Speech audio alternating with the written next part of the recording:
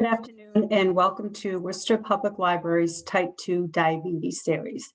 These classes are our monthly cooking classes are funded with federal funds from the National Library of Medicine and National Institutes of Health through the University of Massachusetts, Worcester. Today, we welcome back registered dietitian Judy Palken for the final class in our series. Great food, great choices for preventing and treating diabetes. Today our topic is sugary topics with a case study after dinner sweets. Welcome, Judy. Thank you so much, Dot. Thanks for the warm welcome. And it's nice to see everyone. I'm really glad you're here. Hi, Lester. Hi, Ruth. Hi, everyone. So let's see. I think I'll go ahead and share my screen. Okay, sure. Sounds good. Okay. Can you see that? I can. Yep. Okay. Can everybody else? Yep. Yes. Yep. Okay. Thank you. Thank you. Okay. So welcome to the third part of the three-part diabetes series. And today we're going to talk about, in particular, sugary topics. So a lot to do with sugar, although not entirely. As before, I'm going to mention a little bit about physical activity and a little bit about sleeping well, but mostly we're going to be talking about sugar. I absolutely do welcome any questions or comments you have. We're a small group, so even as we're going, if you have anything, if you want to indicate that, that's fine. Or if you want to save it to the end, that's fine too. You will receive an email with a PDF of what I'm about to show you. And as I'm going along, think about maybe setting a goal that you would like to work on. And as I've mentioned before in the other classes, if you are on medications like insulin or any of the sulfonylurea drugs that really cause a reduction in blood sugar, and you're planning on making some dietary changes that really could lower your blood sugar, you want to let your doctor know and discuss how you'll monitor your blood sugar, because you don't want it to go too low if you're diabetic. So anyway, just kind of to sum up what this class is about, sweets are loved by many people. Maybe we've all met someone who doesn't care too much about sweets, but those people tend to be the exception. And limiting them can be a great challenge. So I want us to talk about how we can limit sugar intake and still be very happy eaters, because that's important. So that's why, I want to cover the topic of sugar, even though we talked about carbohydrates last month when we had our class. So really briefly, in the first class, I talked about how diabetes used to be rare. As recently as 100 years ago, it was a rare disease, and now it's like an epidemic in our society. And I talked about really good food choices like vegetables and whole grains and nuts and seeds and beans. In the second class, I talked about how important it is to limit carbohydrates, not down to zero, but to limit them if you're diabetic or pre-diabetic, or really a lot of people should just limit them. But it's important for diabetics because carb restriction has the greatest effect in lowering blood sugar. And when type 2 diabetes limit their carbs, they can reduce and often eliminate medications, which is very exciting. And just for someone who wants to lose weight, carb restriction can be very effective. So that's why that was important. And today we're going to hone in on the carbs that we consider to be sweets. Once again, these are the recommendations for all adults with pre-diabetes or type 2 diabetes. Emphasize your intake of non-starchy vegetables, like, for example, broccoli or cauliflower or spinach. You want to have a lot of those kinds of veggies. Minimize your consumption of added sugars, which we're going to talk about. Minimize your consumption of refined grain products, for example, like white bread or a white bagel or white pasta. Choose whole foods for the most part, rather than highly processed foods, and choose mostly water to drink. So I want to just start by giving you a guideline, because sometimes people say, well, how much sugar can I have? So these are the American Heart Association recommendations, and I think they're very good. I think they're reasonable. For women, no more than 25 grams of added sugar, and that's about 6 teaspoons. And for men, no more than 37. Men are bigger, they tend to eat more, so they get more grams of added sugar per day. This is per day, and that's about 9 teaspoons. So 2 things about this. It's talking about added sugar. We're not counting here like the sugar in milk or the sugar in fruit. And secondly, these guidelines are not for diabetics or pre-diabetics, they're just for the general public. So, I'm not aware of any sugar guidelines that are specifically for diabetics, but you can go by these guidelines unless you're struggling with high blood sugars or you're seriously trying to lose weight. You might want to go a little bit less than these, but this does allow for some added sugar. So I don't want anyone to think, like, oh, if you're a diabetic, you can never have any added sugar. That was the old way of thinking, but we know better now. Most diabetics can still have some. So anyway, I hope that makes sense, and you'll let me know if you have any question about those guidelines. Sugar, I'm calling it the ingredient with 1,000 names, because if you're looking at a food label, there's so many names that sugar can go by, and it really is good to look at food labels. So I'm not going to read all of these because we'd be here for an extra half an hour, but I'm just going to read the overall categories. Obviously, if you see the word sugar in any form, that indicates that there's sugar. So it might be cane sugar or brown sugar, and there's other different ones. And I think probably most people realize that that's sugar. If you see the ending ose, that's the biochemical ending for sugar, like sucrose or fructose or lactose. So that is always going to indicate sugar. If you see the word syrup, that is going to indicate sugar, like corn syrup or corn syrup solids or rice syrup. There's many different kinds of syrup. If you see the word sweetener, that indicates sugar. If you see the word juice, like fruit juice or fruit juice concentrate, more sugar. Nectar, like fruit nectar or agave nectar. And then there's concentrated forms of sugar like honey and molasses. These last 3 you're not likely to see too often on a food label. I don't encounter them much, but I guess they're out there. So a couple things, it's confusing because there's so many forms. And sometimes food manufacturers will use multiple forms of sugar. And so they're sprinkled throughout the ingredient list, and they can all add up to a lot of sugar. So it's important to look at the grams of added sugar and see what the number of grams of added sugar is. A lot of people have spent the past several years focusing on syrup, like high fructose corn syrup and corn syrup solids.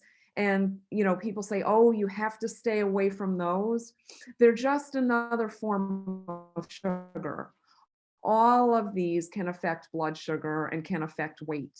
But, I will say what the corn syrup solids have done is they've made it really easy for the food industry to cheaply add sugar to a lot of products. They have a long shelf life and they're inexpensive. So they have been responsible, I think, for increasing the sugar in our food supply. And also juice is a little bit confusing. This juice one allows some food companies to say no added sugar, but it's kind of tricky because if it's fruit juice concentrate, that is like sugar. Nutritionally, it's like sugar. So you have to be aware that if you see that, what you're getting is essentially sugar. I hope all that makes sense. And let me move on to one final category here. And this is the sugar alcohols, otherwise known as polyols. And you might recognize these names like sorbitol, mannitol, xylitol, isomalt, erythritol. Usually they end in OL. These taste sweet. They don't cause tooth decay. They don't cause a big spike in blood sugar. They do have some calories, but less than regular sugar. But you'll often see them, for example, like in a chewing gum. A sugarless gum will have one of these usually. Taken in large amounts, they can cause gastrointestinal symptoms because they draw in water and they can cause a lot of unpleasantness. So if you do opt to use them, just be aware you want to go slow and not have too many of them at a time. We did have a quick question, Sure. if you don't mind. Nope, not at all. Kathy wanted to know, do you recommend then not juicing at home or making smoothies or having smoothies? So I am a big fan of smoothies more than juicing because juicing tends to eliminate the fiber, the pulp. Smoothies are fine, but in small quantities if they have a lot of fruit in them, because that can add up to be a lot of sugar. And then of course it depends what you put in them. Some people put a lot of fruit juice or even ice cream in a smoothie, so that's going to really bring up the sugar content. But I wouldn't say never make a smoothie. I would say make it, watch your ingredients, maybe use some nice berries, and maybe as a base, consider using water instead of like a fruit juice. And then you can make a good, healthy smoothie. Okay. What about adding yogurt to it? Oh, plain yogurt is Plain yogurt is a great addition to a smoothie. Yeah. Okay, thank you. Great way to get some protein in. Yep.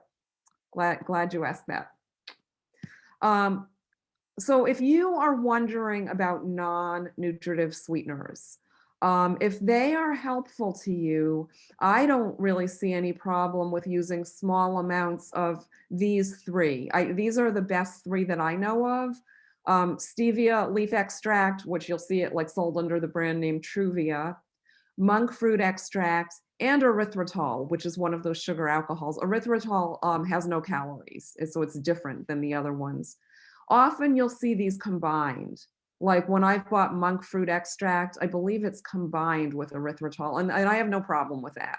So, you know, some people will say, don't use them. They've never been shown to help anyone with weight loss. And that is true. Studies have not shown that they help with weight loss. But what they can do, I think, is let's say you're having a cup of tea or something and you want a little sweetener in it.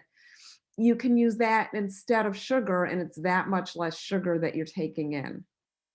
So I think that if you want them, there's a place for them in small amounts, but nobody needs to use them, obviously. Okay, so now I want to focus on the sweeteners that we add, like something that you might add to, for example, a cup of coffee. So that might be sugar, syrup, honey, jam, jelly, molasses, all those nice things that we add. And they can really add up. So I want to talk about how we can reduce the amount we use. And here's some examples. Let's say that you typically put 2 teaspoons of sugar in every cup of coffee, and that you have 3 cups per day.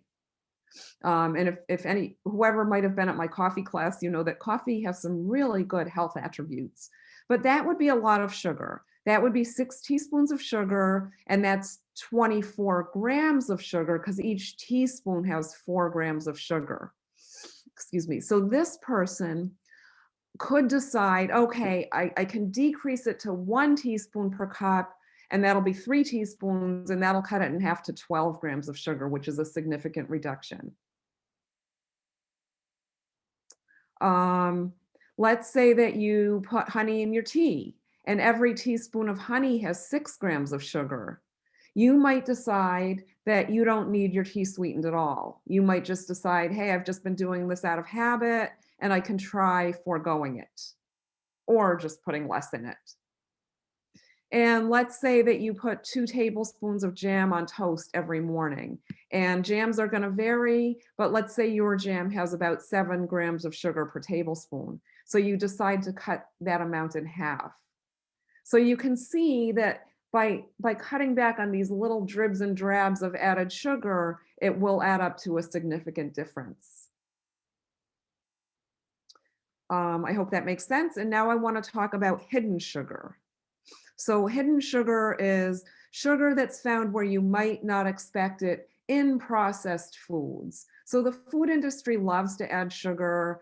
It provides nice texture, it provides good flavor, and people have become very accustomed to these foods tasting sweet. Not all of them, but some of them. So here's some examples of where you might find hidden sugar. So baked beans typically have a lot of sugar. Barbecue sauce, a lot of breads have a lot of sugar. Canned fruit often has a lot of sugar. Even canned soups might have added sugar. Ketchup, various cereals can be very high. Coffee creamers can be very high. Crackers, even if they don't taste sweet. Granola bars, certainly those instant oatmeals, pasta sauce, salad dressing, and yogurt. So I want to talk about some alternatives. Let me just say with the bread, some of the brands of bread have as much as 6 grams of sugar per slice. It's just so unnecessary because we can buy bread that has 0 per slice or 1. 1 is very acceptable. So some alternatives, I would recommend plain yogurt, but if you want a sweetened yogurt, there are some now that have less sugar. So for example, Chobani Greek less sugar yogurts are really, they're tasty and they have far less sugar than the regular sweetened yogurts. Rao's, I'm not sure how to pronounce it, pasta sauce, RAO, at least several of the varieties, I'm not sure if it's all of them, have no added sugar. So you'll see on the label that they still have some sugar because the tomatoes themselves have some sugar, but there's no added sugar. And that is what we're concerned about, is the added sugar. And for a cereal, shredded wheat would be a good choice for a no added sugar cereal. And there aren't too many. There aren't too many great cereals that are no added sugar, but I do like to recommend shredded wheat. Does anyone have any other suggestions that you'd like to offer about any of these foods to reduce the sugar?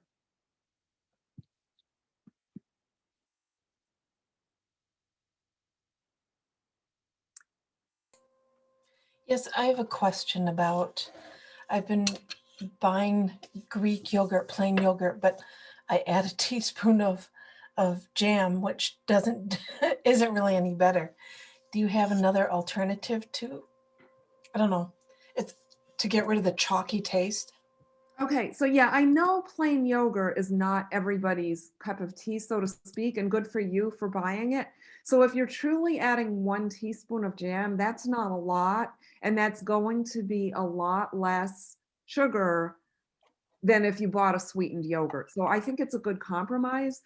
One thing you could do is some stores have reduced sugar jam, not with a non-nutritive sweetener, a lot like Splenda, but just less sugar in the manufacture of the jam.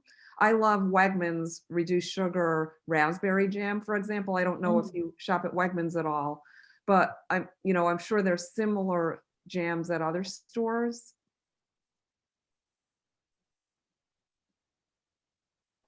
But adding 1 teaspoon, that's pretty good.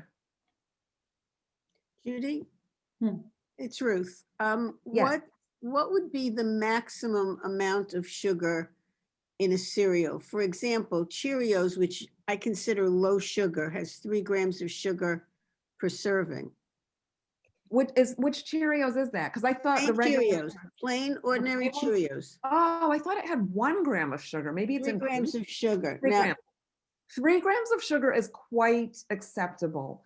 I mean, I like to think of 6 as the highest level I like to see in a cereal. Where I got that from is the WIC program, the Supplemental Nutrition for Women, Infants, and Children. At least, I'm not sure now, but I'm pretty sure, their guideline many years ago was don't go higher for children than 6 grams of sugar per serving. And I think that is sensible.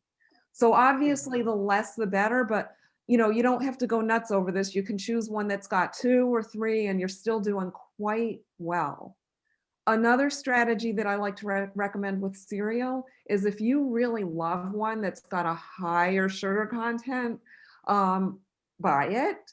And then also buy one that's got much less and have mostly that one, and then just sprinkle a little of your higher sugar cereal on top. So you don't get the full cup or whatever, you just get like, a couple spoonfuls of it, but you're getting that taste. But yes, Ruth, original Cheerios is a good one. Okay, thank Yep. you. Yep. There are a few. In terms of salad dressing, some of them have a lot.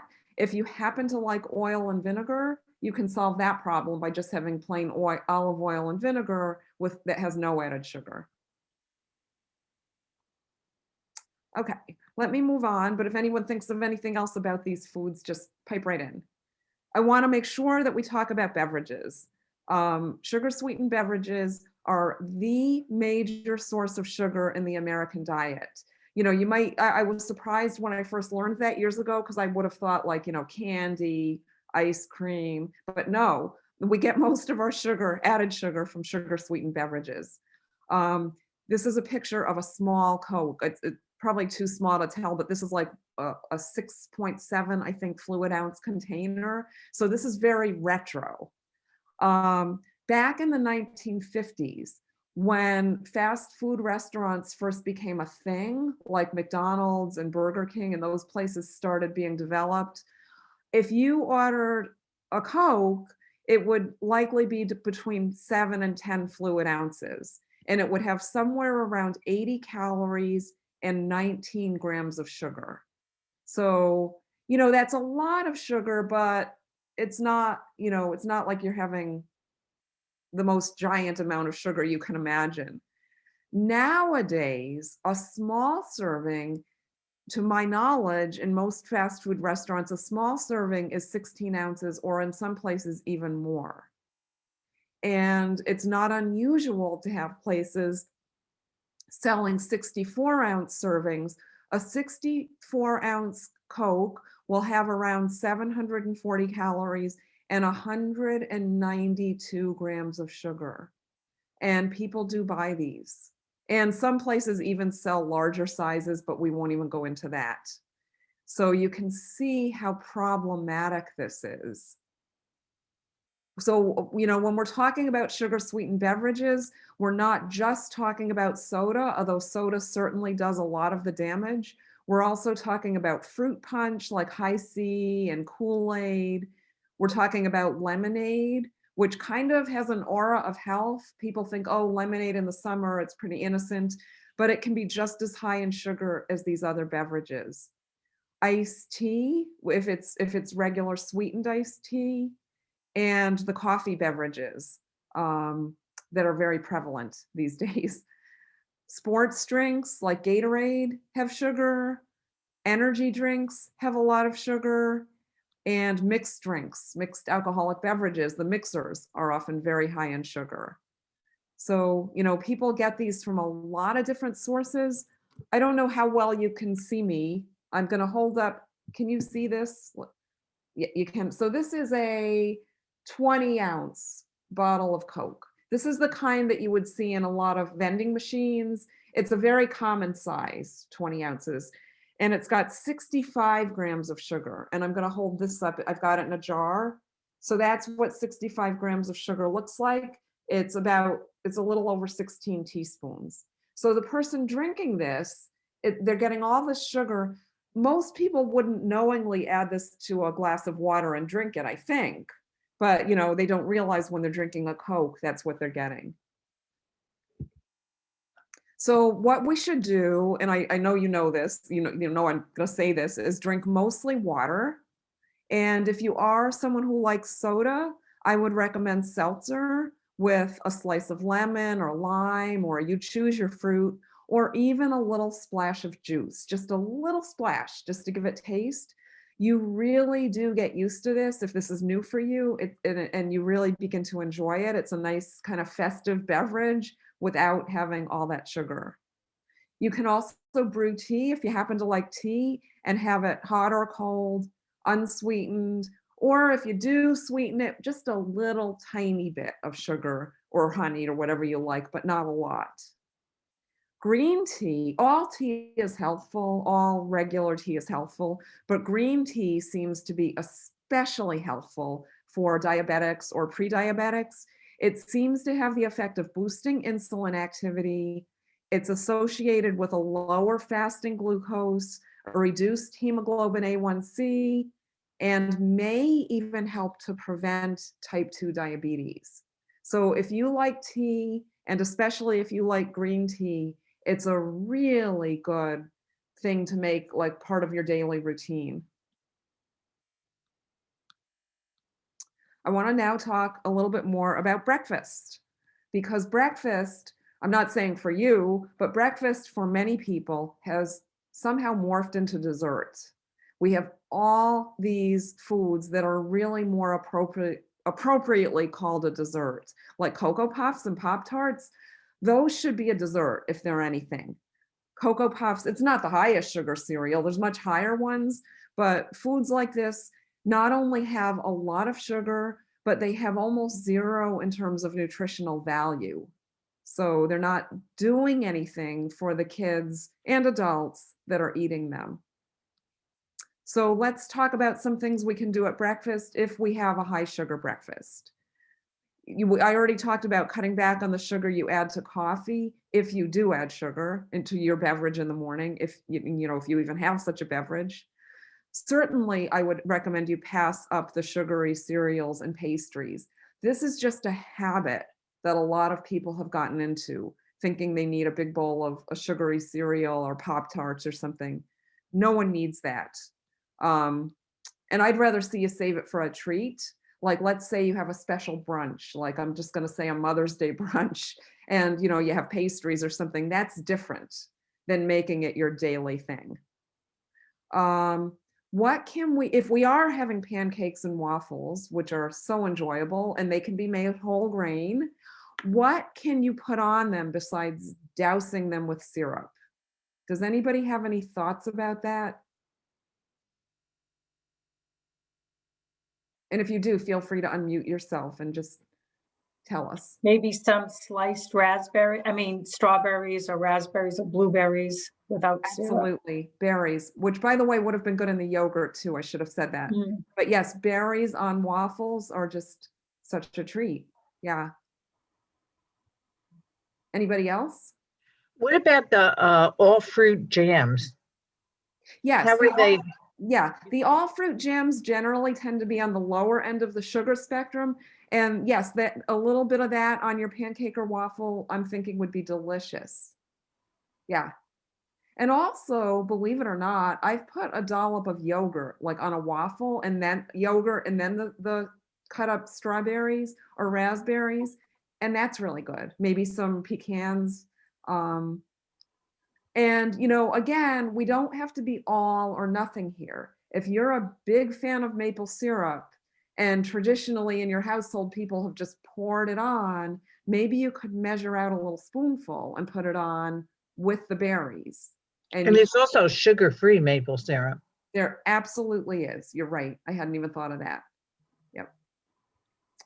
So, and there's also no sugar added applesauce. Oh, that's a good one. Yeah. Is the sugar-free maple syrup actually maple syrup, or is it the syrup? It's a syrup.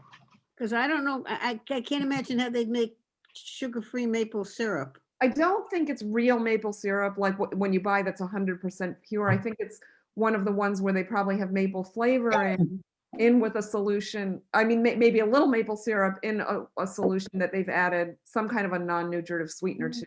What I've also done with maple syrup is instead of putting it on the waffles, I put it on my plate so I can dip, or pancakes, so I can just like dip into it rather than have it slathered all over the top. That's a great idea, because then it's not soaking up into just one part, into one bite. Right. It has total carbs 3 grams, sugar, alcohol 2 grams. Okay, so its sweetener is sugar alcohol. Right, 2 grams. Okay, that's not bad. What's it made out of? Yeah, Does it say maple? Oh, wait a minute. I got to get my glasses for that one. Sorry. No, that's okay. They're right here. Water, sorbitol, cellulose gum, natural and artificial flavors, salt, caramel colored sodium benzoate, and potassium sobate to preserve freshness. Here's some sucralose, phosphoric acid. They'd say you shouldn't eat anything you can't pronounce. True. Aspartame. So it's got But- at least 3 non-nutritive sweeteners. I guess what I would say is if you're going to use that, just use it sparingly. Okay. Yeah. But it does give you the content, and it says sugar, alcohol, 2 grams. Yeah. Total carbs, 3 grams. Okay. Yeah. I'm a big fan of- 5 calories. 5 calories. I Percent. almost think I'd rather see you adding the tiniest little amount of real maple syrup just to Yes. eat a whole food, a real whole food. But everyone can make their choice, and I would just say use a small amount if you're going to use that, because I counted 3 non-nutritive sweeteners, so you just want to go easy. But we can all make our choices. So, okay. Some good choices in the morning: hot cereal like oatmeal, Wheatina. These 2 are actually really good mixed. And if you're not familiar with Wheatina, it's a whole wheat hot cereal. You could also make up oat bran, hot oat bran. Eggs are good, especially with vegetables. Yogurt, plain yogurt, or one of those lower sugar yogurts with added fruit, nuts, seeds, things like that. And a nice cereal like we talked about, maybe topped with a little bit of fruit like a sliced peach or some berries. And juice, as I mentioned, juice is high in sugar, even if it's 100% fruit juice. Juice is a concentrated form of sugar. A lot of the juices have as much sugar as soda on a fluid ounce basis. They're healthier because they come from fruit and they have some vitamins, but they have a lot of sugar. So instead of juice, a better choice is to have a piece of whole fruit, or you can add a splash of that juice to water, or you could just have some vegetables. Vegetables in the morning are really good, whether they're in like eggs or just vegetables on the side. It's a really good habit. And I just want to show a comparison here, a fruit and juice comparison. So 8 fluid ounces of orange juice, which is what the orange juice people call a serving, has 26 grams of sugar, which is kind of a lot. 1 medium orange has 16 grams, but it also has fiber because it's a whole fruit. So you're going to absorb that sugar more slowly, and that's important. So all around, I would recommend the orange, not so much the juice. And if you were going to have the juice, 8 ounces is too big of a serving. I would cut that in half. But I don't know if anybody else has gotten in the habit of putting a little bit of juice in a glass of water. You really get used to it. Good, Fran. You get used to it. And then if you go and taste regular juice, it'll seem like too rich because you've gotten away from it.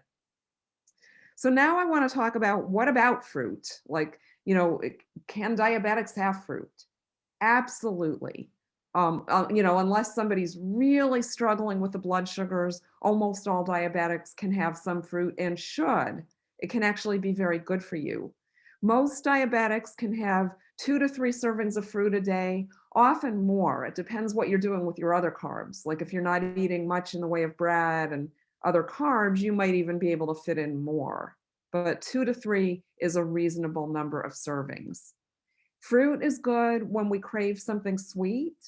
I mean, look, if it's going to help you to avoid having a big dessert and you're happy with a piece of fruit instead, that's going to be good. Due to the fiber, the sugar in fruit, again, is absorbed slowly, and that's important. And with dried fruit, the recommendation is to have a 1/4 cup or less. I think we need to be careful with dried fruit, everyone. It's concentrated sugar because the water is removed from the fruit. And so it's really easy to eat way too much. If you, like me, have ever sat down with a container of raisins, for example, and just started eating because you've been really hungry. I mean, raisins are a nutritious food, but it's really easy to eat way too much and realize, wow, I just ate like a ton of raisins. And I wouldn't even go with the package all the time. Sometimes you have to go with your common sense. What I have here is a container of dates that I got, I think at Whole Foods not long ago. They're saying a serving size is 6 pieces, so 6 dates, and that has 25 grams of sugar. That's a lot of sugar. And frankly, I think 6 dates is a lot of dates. Like if you're just having the dates as a snack, I don't see why 2 wouldn't be enough. And maybe you have a little bit of protein with it, like a little bit of yogurt, or a little piece of cheese or something. I just think 6 dates is excessive. So just be cautious with dried fruit. Rather than just eating it plain, I think a better use for it is to put it into things. Like taking a couple of these dates and chopping them up or slicing them and putting them on a tossed salad. I think that's a great use for dates. Judy, what about bananas? Kathy had a question. She was told to stay away from bananas, or has Well, heard that, yeah. yeah, so what you might want to do is they are a fruit, they are a nutritious fruit. You might want to make a point of choosing small bananas for your bananas or cutting them in half. And some of you like me might have found that you can cut them in half, cover up the end of the one that you are not eating. I've sometimes even covered it with the remaining peel and then put a rubber band around it. So like I'm creating my own wrap out of the banana peel. So you eat the half a banana and save the other half till your next fruit serving. It might be till the next day even. But I don't think that most people with diabetes or pre-diabetes just have to avoid bananas. I just think you do need to watch the portion size. There's some pretty big bananas out there. So, sometimes myself, I'll just say, okay, half a banana is good enough. Fruits that tend to be the lowest on the carb spectrum are berries of all kinds, kiwi, melon, and grapefruit. So you might want to focus on these. I know some people have to avoid grapefruit because of certain medications, certain statins, not all the statins, but some of them. So if you have any questions about that, I can try to answer, or you can also ask your pharmacist when you pick up your medications, do I need to avoid grapefruit? Because that's important, but it's not most medications. And grapefruit is a wonderful fruit, and a serving size of grapefruit is a half of a grapefruit in general. Okay, I'm going to move on and talk about dessert. Some good, sensible, relatively healthful dessert ideas would be to have some berries and dark chocolate. For one thing, they taste great together, I think. And it's kind of an elegant dessert. And dark chocolate has those great antioxidants, and it's got some healthful properties. Like an ounce, like a couple little squares of dark chocolate, and some berries. Nice dessert. I know some of you know this, but if you freeze certain fruits, they make really icy sweet treats. So for example, grapes and cherries. And also I have found that clementine segments are wonderful right out of the freezer. Serving size is important because, again, you can find that you sit down with a bowl of frozen grapes and eat way too many. A serving size of grapes is considered to be a half a cup or 16 grapes. Excuse me. And cherries, it's a bit bigger because they're not as concentrated in sugar. A serving size is considered to be a cup or about 21. Here's my recipe for a baked, stuffed, healthy apple. You probably don't need me to tell you how to make a baked apple, but baked apples are delicious when you bake them in the oven. Yes, you can do it in the microwave, like if you decide you want it in 5 minutes, that's fine. But if you bake them in the real oven, they're gonna get that nice caramelized appearance and flavor and be that much better. So here I've got the apple with the cinnamon. The brown sugar is optional. You can add as none or as much or little as you want. Raisins, walnuts, oats, a little bit of extra virgin olive oil will do the trick just fine instead of, like, for example, butter. A little water around the edges, and then you basically slice off the top, core it, stuff it with the great stuff. And by the way, you might think of other ingredients like flaxseed or pecans or whatever you want, or dates for that matter, and bake it. I have found these, especially in the cold weather, to be very enjoyable. Kind of like apple pie, but with less sugar. I will say choose your desserts intentionally. You know, maybe think about, if you know you're a dessert person and you really enjoy it, think about it ahead of time. Like, what will you have? What's important to you? You know, if somebody brings cake into the house, is that important to you? Or would you be just as happy with some frozen grapes? So always be having a conversation with yourself. Don't keep too many sugary foods in your house. The more that are there, the more temptation at 9 o'clock at night or whenever you get tempted. If they're not there, chances are you're not going to go out, run out and buy them. And, you know, in line with that recommendation, it's better to go food shopping after you've eaten, if you are food shopping these days. But don't go shopping when you're hungry. That's when we make all kinds of bad decisions. And those decisions are often made like in the cookie aisle. Control your portions. So again, not to say don't have any desserts, but one way of controlling your portions, like let's say you do buy cookies, check the label for the serving size. You probably don't want to go above what they're saying is the serving size. Or you can just decide, I'm going to have a small portion. So we all know what a small portion of cake looks like, or, you know, maybe you'll say one cookie will be enough for me, or maybe two. So just, you know, decide ahead what your portion size is going to be. If it's ice cream or something like ice cream, like a frozen yogurt, I recommend, and most packages recommend, you keep it to a half a cup. You can have a delicious serving of ice cream that is even smaller by adding berries, nuts, seeds, any little things you can think of. And then the ice cream can almost be just like a little base layer, and you've added to it. Another strategy with your desserts is to measure them out ahead of time. You know, if you're having cookies, for example, even before dinner, you put your cookies on a plate and you don't have to deal with the package of them later. If you are cooking and baking, you can adjust your recipes. Most recipes can be made with less sugar. So if you're making a fruit pie or a fruit crisp, you can almost definitely reduce the sugar, even leave it out. I've had apple pie many times made with no added sugar. Believe me, there's carbs in there from the crust and from the apples, but no added sugar. And if they're good apples and there's nice cinnamon in there, it's great. But you know, usually you can reduce by some amount, like maybe a quarter of the sugar or even a third, and it'll be just fine. You also might want to focus on seasonings that impart kind of a sweet flavor. Some of these would be vanilla extract, cinnamon, nutmeg, and cardamom are really good in certain dishes.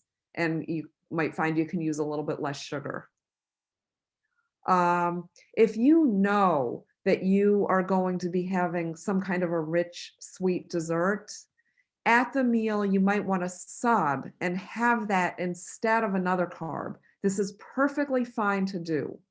Like, so if you were going to have a roll or a potato or pasta, you might say, okay, I won't have that, or I'll only have half of it because I'm going to have the dessert. Now, clearly, it's healthier to have whole grains than the dessert. So the brown rice is going to be healthier than the piece of cake. So this is not something you want to do every dinner, but some of the time, this is reasonable to do, and it would be better to do that than to have both. Similar concept, if you know you're going to have a sweet later in the day, you can eat less carb-heavy food later. So like if you're having a sandwich at lunch, maybe you'll eliminate one piece of bread. And plan ahead. Look at your calendar and see if there are dessert events coming up. So like in particular, you know, leading into the holiday season, which we have just come out of, but you know, when you see what dessert events are coming up, you can decide what indulgences are important to you. And I don't mean to say that you have to have dessert, or you have to, maybe you are extremely motivated and you don't want them. But if they're important to you, I would try to plan ahead. It's always good to have a plan. Any questions at this point? Questions or thoughts? Okay. Now I'm going to repeat the same winning behaviors that I've given you before, because these are really important and you know, can have an effect. Eat more of your food early in the day if possible. So have a good substantial breakfast, I would recommend. This can help with blood sugar control and your weight and your heart health. It can help you to eat less later in the day if you shift it and have more of it early in the day. Do try to eat 3 meals. For most people, that's going to be the healthiest way to go, as opposed to just saying, okay, I'll kind of graze all day. That almost never works out in a healthful way. Don't let yourself get too hungry. You know, when we get ravenous is when we make bad decisions. Reduce your portion sizes as needed. Look at all your foods, not just desserts, but also your other carbs like bread and pasta and your portions of meat. Look at all your portions and see, is there anything that needs reducing? It might be that you decide, yeah, I need to cut my bananas in half, and that can be a really good decision. And finally, try to do a fair amount of cooking. Just when we cook at home, it tends to be healthier. Restaurants are generally not thinking of our health with their recipes and with their portion sizes, even though I know restaurants are fun. Okay, little case study for you. I'm calling this one Destined for Seconds of ice cream, which is generally not a good thing. Firsts are fine, seconds, not so much. So this is about a young lady, and let's just say she had a very stressful day. And so after dinner, she wants dessert. She takes the ice cream out of the freezer. She serves herself a bowl of ice cream. The table, eats the ice cream, and goes back and takes more. So not a good outcome. Any thoughts as to what she could have done differently? Well, first of all, put the ice cream back in the freezer, probably on the bottom, where it would be not easy to get to. Right. That's the biggest thing. I agree. Once the ice cream is put away, we all know that we can go back and get it. But I think once it's put away, we tend not to, or at least we think good and hard about it. There's that pause. Oh, do I really want to go get that? Maybe I shouldn't go get that. You know, so putting the ice cream away. Yeah. Yeah. Anything else? Measure it out ahead of time.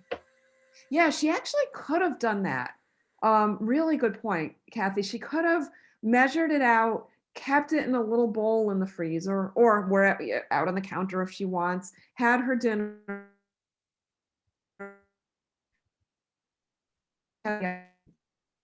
Yep. Any other thoughts?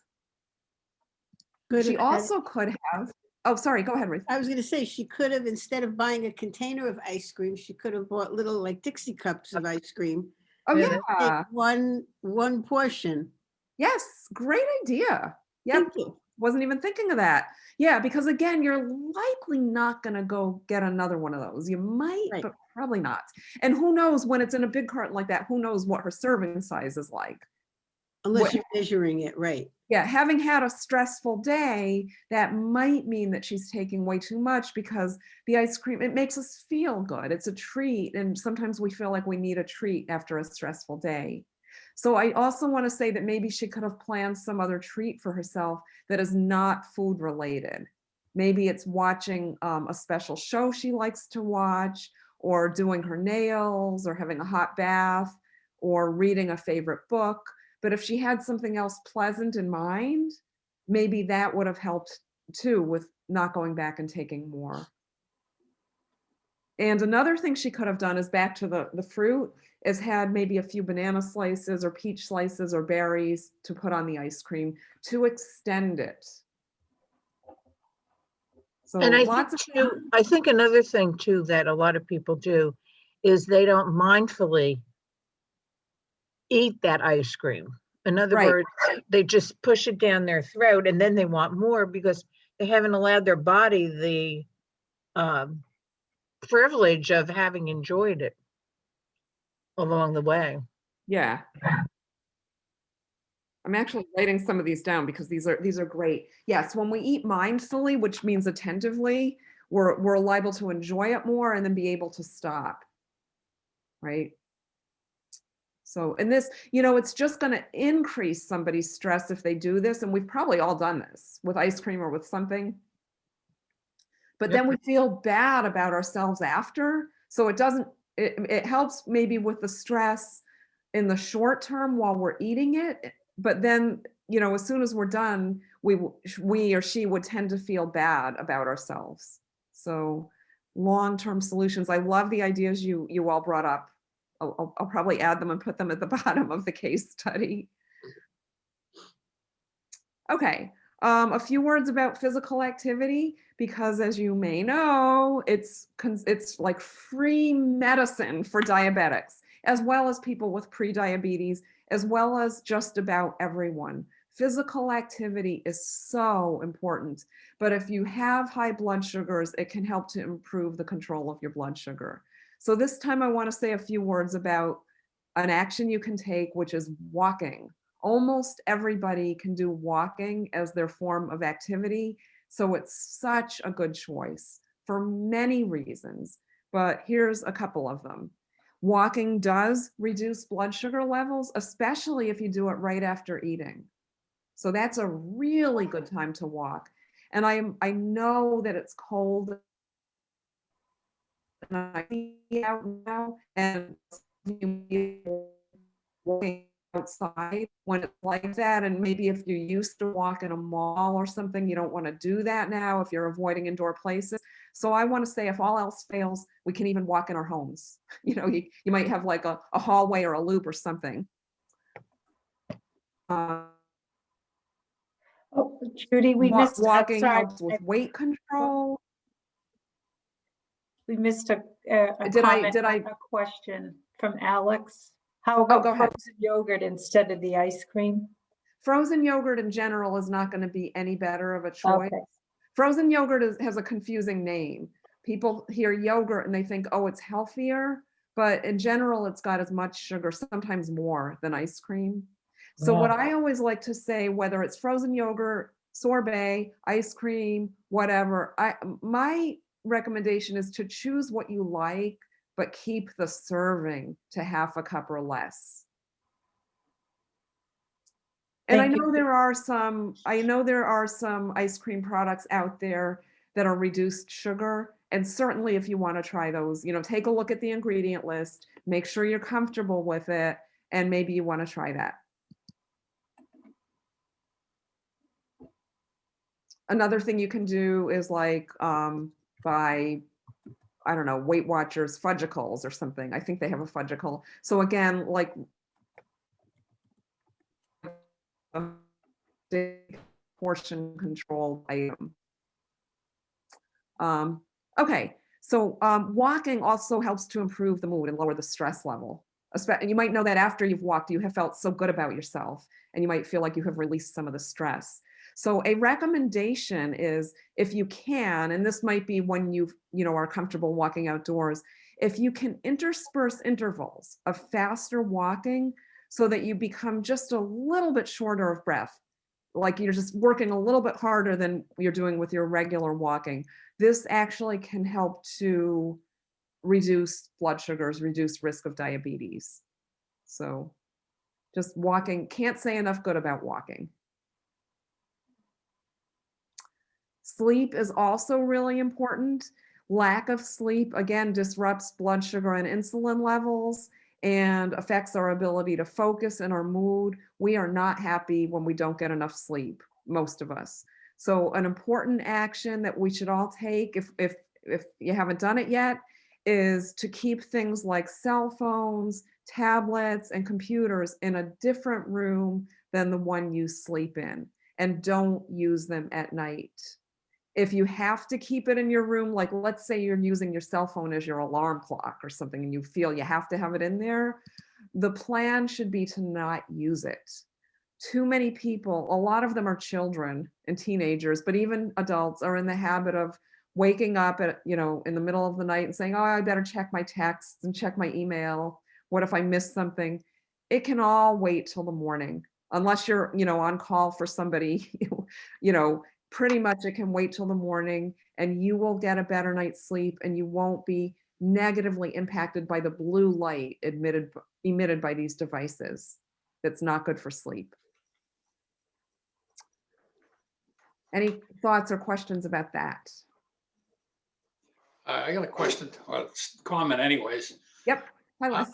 I'm reading this book by Sanjay Gupta, the neurosurgeon, brain surgeon. And he says, and it's a little off the track, but he says exercise has been proven to be the most beneficial for brain health, to keep your brain sharp. And in fact, this book is Keep Sharp. Excellent book so far anyways. So that's another benefit of exercise in addition to. Yeah, that is so true. Exercise is so good for the brain. I'm glad you brought that up. And I'm glad to hear that you're enjoying the book. I have not read it, but I love Sanjay Gupta. I don't know how this individual does all the things that he does. Yeah. He's amazing. But thank you for that. Yeah, it is.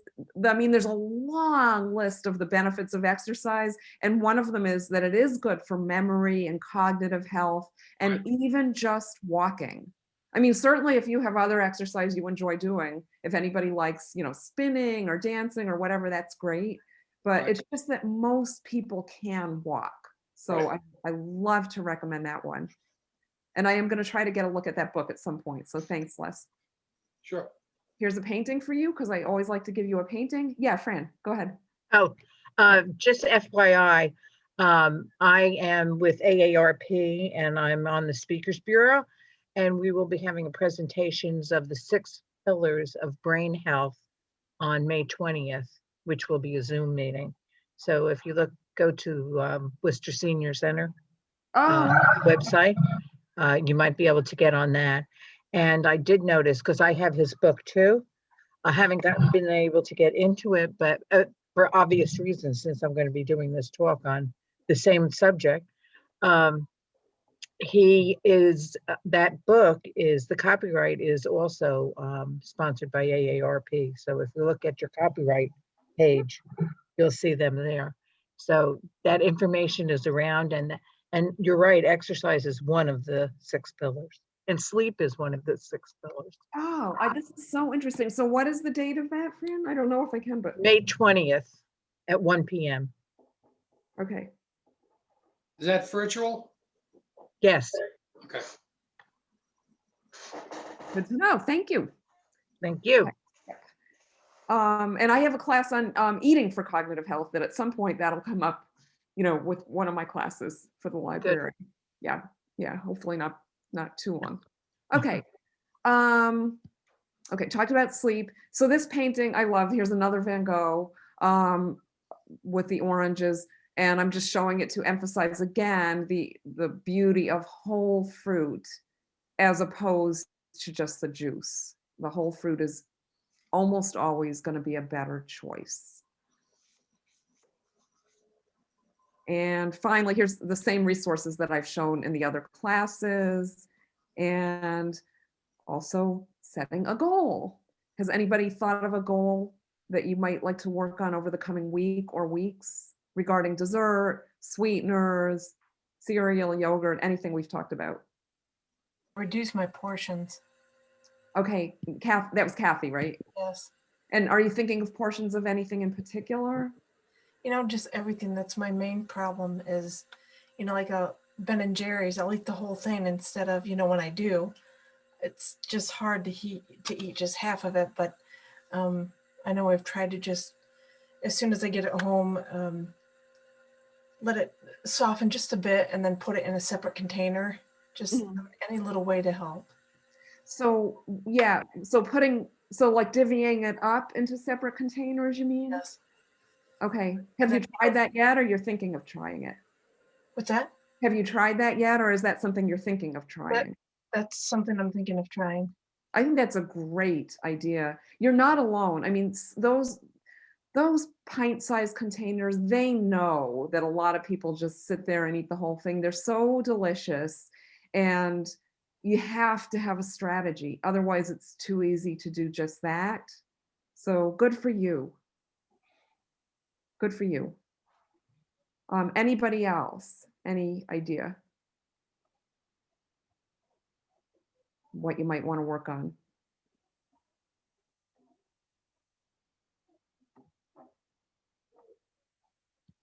I think fruit at night instead of dessert. And maybe have it measured out ahead of time. Okay, any particular kind of fruit?